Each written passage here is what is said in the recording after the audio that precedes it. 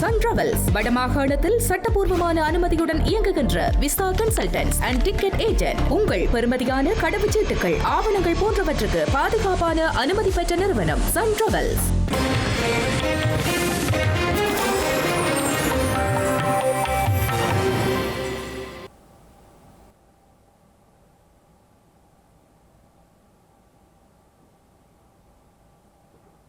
வணக்கம். இது ஐபிசி தமிழின் பிரதான செய்திகள். முதலில் தலைப்புச் செய்திகள். முருகதாசன் மற்றும் சத்தியமூர்த்தி ஆகியோரின் 17ஆம் ஆண்டு நினைவு நாள். தாயகம் உள்ளிட்ட புலம்பெயர் நாடுகளில் நினைவு கூறல். துப்பாக்கிச் சூட்டில் உயிரிழந்த சிறுவனின் மரணத்திற்கு நீதி வேண்டி உறவினர்கள் போராட்டம். காவல்துறையினரை கைது செய்யுமாறும் கண்ணீருடன் கோரிக்கை. தென்னிந்திய நடிகர்களை மிஞ்சும் அனுர ஐக்கிய மக்கள் சக்தி குற்றச்சாட்டு.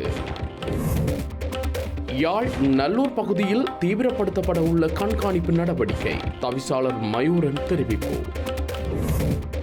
முதலீட்டாளர்களின் முகவரி தமிழ்நாடே, முதல்வர் ஸ்டாலின் பெருமிதம். ஈரானுடன் அணுசக்தி ஒப்பந்தம் குறித்து தொடர்ந்தும் பேச்சுவார்த்தை. அமெரிக்க அரசு தலைவர் ட்ரம்ப் தெரிவிப்பு. தொடர்வது விரிவான செய்திகள். ஐநா மனித உரிமை முன்றலில் 2009ஆம் ஆண்டில் ஈழத்தமிழருக்கு நீதி கோரி தீக்குளித்து மரணமடைந்த ஈகை பேரொளி முருகதாசன் மற்றும் தமிழர் தாயகத்தின் முக்கிய ஊடகரும் நாட்டு பற்றாளருமான சத்தியமூர்த்தி ஆகியோரின் 17ஆம் ஆண்டு நினைவு நாள் இன்றாகும். உலக சமூகத்துக்கு தமிழினத்தின் சார்பில் தனது ஆத்மார்த்த வேண்டுகோள் என்ற தலைப்பில் ஒரு மரண சாசனத்தை எழுதி வைத்துவிட்டு உலக தமிழ் ஜெனீவா மனித உரிமை முன்றலில் 2009 பிப்ரவரி 12ஆம் தேதியன்று இரவு முருகதாசன் தீக்குளித்து உயிரிழந்தார். அதேபோன்று தமிழர் தாயகத்துக்காக ஊடக பணி செய்த ஊடகர் புண்ணியமூர்த்தி சத்தியமூர்த்தி எறிகணை தாக்குதலில் கொல்லப்பட்டிருந்தார். இவர்கள் இருவரதும் 17ஆம் ஆண்டு நினைவு தினம் இன்று தாயகம் உள்ளிட்ட புலம்பெயர் நாடுகளில் நினைவு கூறப்படுகிறது. யாழில் ஸ்ரீலங்கா காவல்துறையினரின் துப்பாக்கிச் சூட்டுக்கு இலக்காகி உயிரிழந்த வட்டக்கோட்டை சிறுவனின் மரணத்துக்கு நீதி வேண்டி போராட்டம் ஒன்று இடம்பெற்றுள்ளது. சிறுவனை கொலை செய்த காவல்துறையினரை கைது செய்யுமாறு கோரி சடலத்துடன் வீதியில் உறவினர்கள் போராட்டத்தை நடத்தியுள்ளனர்.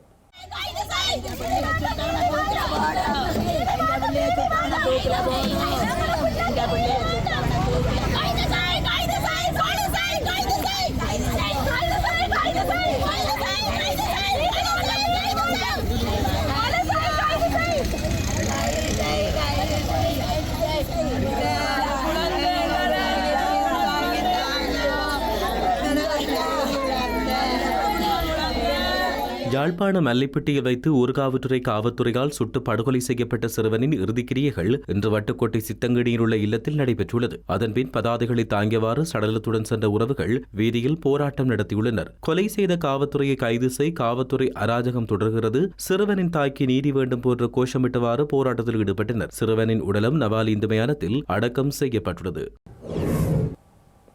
யாழ்ப்பாணம் மல்லைப்பட்டி துப்பாக்கிச் சூட்டு சம்பவத்தில் உயிரிழந்த சிறுவன் தொடர்பில் தவறான செய்திகளை பரப்பி வருவதால் பிள்ளையை இழந்து வாடும் தமக்கு அந்த செய்திகள் மிகவும் மன வருத்தத்தை தருகிறது என உறவினர்கள் கவலை தெரிவித்துள்ளனர். உயிரிழந்த சிறுவன் தொடர்பில் பரவி வரும் குற்றச்சாட்டுகளுக்கும் உறவினர்கள் விளக்கம் அளித்துள்ளனர்.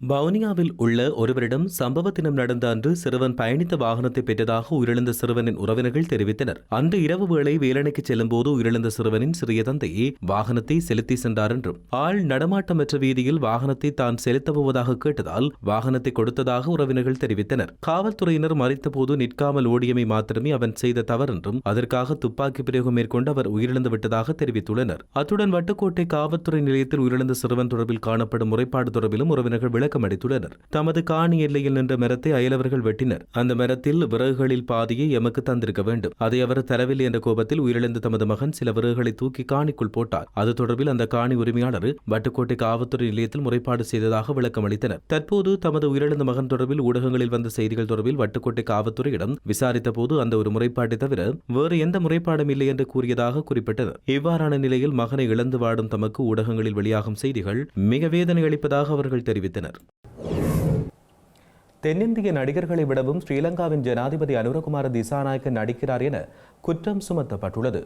ஐக்கிய மக்கள் சக்தியின் நாடாளுமன்ற உறுப்பினர் எஸ் எம் மெரிக்கார் இந்த குற்றச்சாட்டை சுமத்தியுள்ளார்.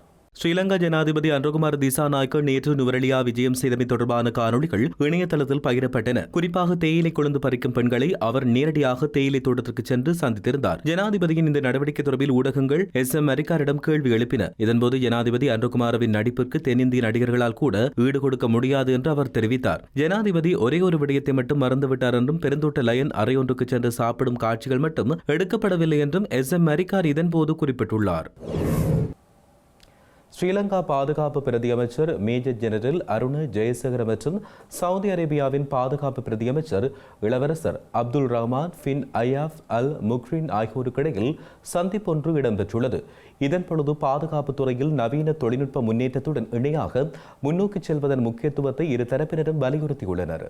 சவுதி அரேபியாவின் ரியாத் நகரில் நடைபெறும் உலக பாதுகாப்பு கண்காட்சிக்கு இணையாக இந்த சந்திப்பு நடத்தப்பட்டுள்ளது. இதன் பொழுது இரு நாடுகளுக்கும் இடையில் நிலவும் பாதுகாப்பு ஒத்துழைப்பை மேலும் பலப்படுத்தவும் நீண்டகால உறவுகளை வளர்த்துக் கொள்வதற்கான வாய்ப்புகள் குறித்தும் கவனம் செலுத்தப்பட்டது. பல வருடங்களாக சவுதி அரேபியா வழங்கிய வெற்றிகரமான ஒத்துழைப்பை பாராட்டிய இலங்கை தூதுக்குழுவினர் அந்த ஒத்துழைப்பை தொடர்ந்து பெற்றுக்கொள்ள எதிர்பார்த்தனர். இரு நாடுகளின் ஆயுதப்படைகளுக்கு இடையிலான ராணுவ பயிற்சி வாய்ப்புகளை விரிவுபடுத்தல், தொழில்முறை பரிமாற்ற திட்டங்கள் மற்றும் கட்டமைப்பு ரீதியான அறிவை பகிர்ந்து கொள்வதற்கான முயற்சிகள் குறித்தும் இதன் பொழுது விரிவாக கலந்துரையாடப்பட்டது. போதைப்பொருள் கடத்தல் மற்றும் சட்டவிரோத பொருட்கள் போக்குவரத்து போன்ற எல்லை தாண்டிய அச்சுறுத்தல்கள் குறித்து அவர்கள் தமது பரஸ்பர கவனத்தை செலுத்தியதாக ஸ்ரீலங்கா பாதுகாப்பு அமைச்சு குறிப்பிட்டுள்ளது. இந்த சவால்களுக்கு எதிராக மிகவும் பயனுள்ள வகையில் போராடுவதற்கு இருதரப்பு ஒருங்கிணைப்பு மற்றும் தகவல் பரிமாற்றத்தை வலுப்படுத்துவதன் அவசியம் குறித்தும் இதன்பொழுது இணக்கம் தெரிவிக்கப்பட்டுள்ளது. அத்துடன் ஆளில்லா விமானங்களின் பயன்பாடு, துல்லியமான புலனாய்வு தகவல் அமைப்புகள் மற்றும் கண்காணிப்பு திறன்கள் உள்ளிட்ட நவீன பாதுகாப்பு தொழில்நுட்ப முறைகள் மற்றும் வளர்ந்து வரும் நடவடிக்கை எண்ணக்கருக்கள் குறித்தும் இந்த சந்திப்பில் கவனம் செலுத்தப்பட்டுள்ளது.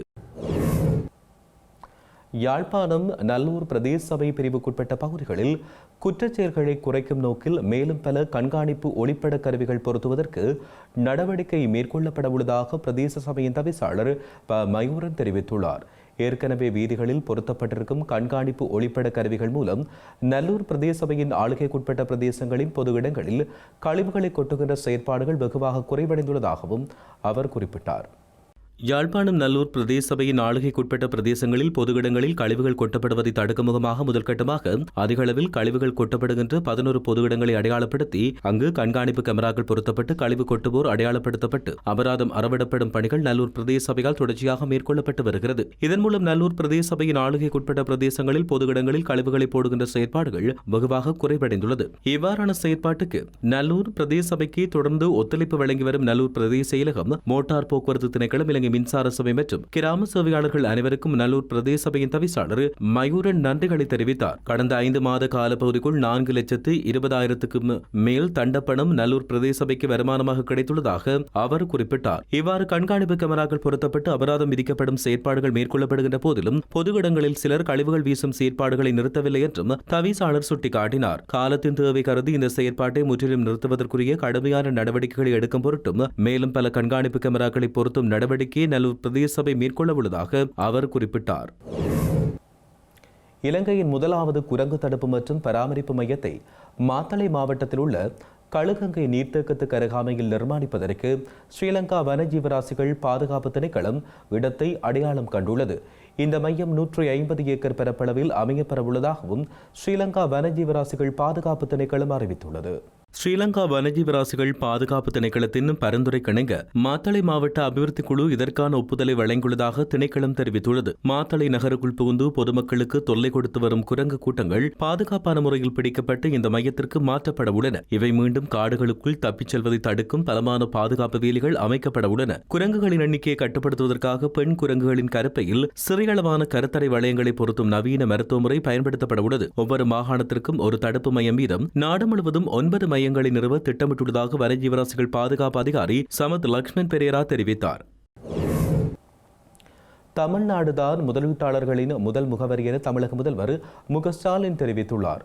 முதலீடுகள் செயலாக்க மாநாடு என்பது இந்தியாவில் எங்கும் இல்லாத ஒன்று என சென்னையில் இடம்பெற்ற மாநாட்டில் முதல்வர் குறிப்பிட்டார். கடந்த ஆண்டு இந்தியாவின் உற்பத்தி திறன் 4.5% உள்ள நிலையில் தமிழ்நாட்டில் 14.7% உள்ளதாகவும் அவர் சுட்டிக்காட்டினார். இந்தியாவின் உற்பத்தி வளர்ச்சியுடன் ஒப்பிடும்போது தமிழகத்தின் உற்பத்தி வளர்ச்சி 3 மடங்கு அதிகம் எனவும் தமிழக முதல்வர் மு.க. ஸ்டாலின் தெரிவித்துள்ளார். ஈரானுடன் அணுசக்தி ஒப்பந்தம் தொடர்பாக தொடர்ந்து பேச்சுவார்த்தை நடந்து வருவதாக அமெரிக்க ஜனாதிபதி டொனால்ட் ட்ரம்ப் தெரிவித்துள்ளார். அமெரிக்காவின் வெள்ளை மாளிகையில் அமெரிக்க அரசு தலைவர் ட்ரம்பை இஸ்ரேல் பிரதமர் பெஞ்சமின் நெத்தன்யாகு சந்தித்து பேச்சு நடத்தியுள்ளார். இதன்போது இரு நாட்டு தலைவர்களும் ஈரானுடன் அணுசக்தி ஒப்பந்தம் குறித்து முக்கிய பேச்சு நடத்தியுள்ளனர்.